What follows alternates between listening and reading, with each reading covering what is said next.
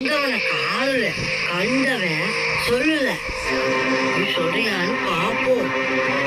முப்பொரும் தேவியரையும் மும்மூர்த்திகளையும் 33 தேவர்களையும் சப்த மாதர்களையும் வசுக்களையும் இந்திரன் சந்திரன் சூரியனையும் ஒரே நிமிஷத்துல மனசுல நினைச்சு வணங்கி முடிக்கணும். நான் விஷயத்த சொல்லி போட்டேன். நீ வணங்கி முடிக்கலைன்னா இது போயிடு. சீக்கிரம்.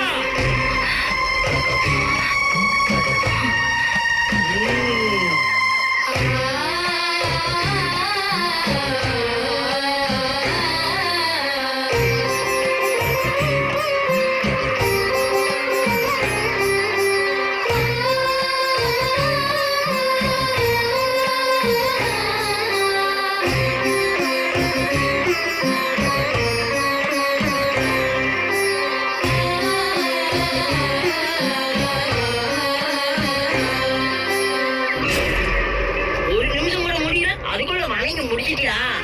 ஆமாம் பாட்டி, நீங்க சொன்ன அத்தனை தெய்வங்களையும் மனசுல நினைச்சு வணங்கி முடிக்க ஒரு நிமிஷம் கூட தேவையில்லை. ஒரு நொடியே போதும். நான் வணங்கி முடிச்சிட்டேன். எப்படி உன்னால முடிஞ்சது? பசுவை வணங்கினா எல்லா தெய்வங்களையும் வணங்கினதுக்கு சமம். நான் பசுவை வணங்கி நீங்க சொன்னதை செஞ்சுட்டேன். அது எப்படி? பசு வணங்கினா எல்லா தெய்வத்தை வணங்கினதுக்கு அர்த்தமாகும். அது உண்மை இல்லைனா நீங்க சொன்ன மாதிரி இப்ப என் உயிர் போயிருக்குமே பாட்டி. பசுவோட சிரசுல சிவனும் 2 கொம்புகள்ல பிரம்மாவும் விஷ்ணுவும் இருக்காங்க.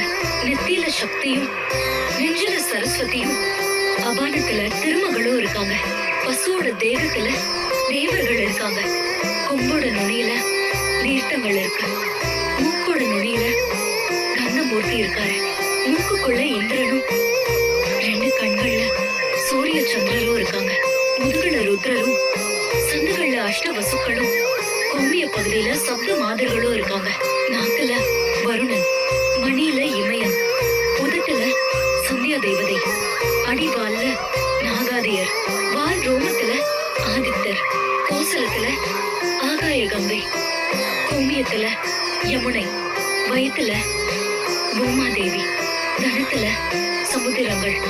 இப்படி எல்லாமே இருக்கிற ஒரே இடம் பசுவோட உடம்பு தானே. அப்ப பசுவை வணங்கினா எல்லா தெய்வங்களையும் வணங்குற மாதிரி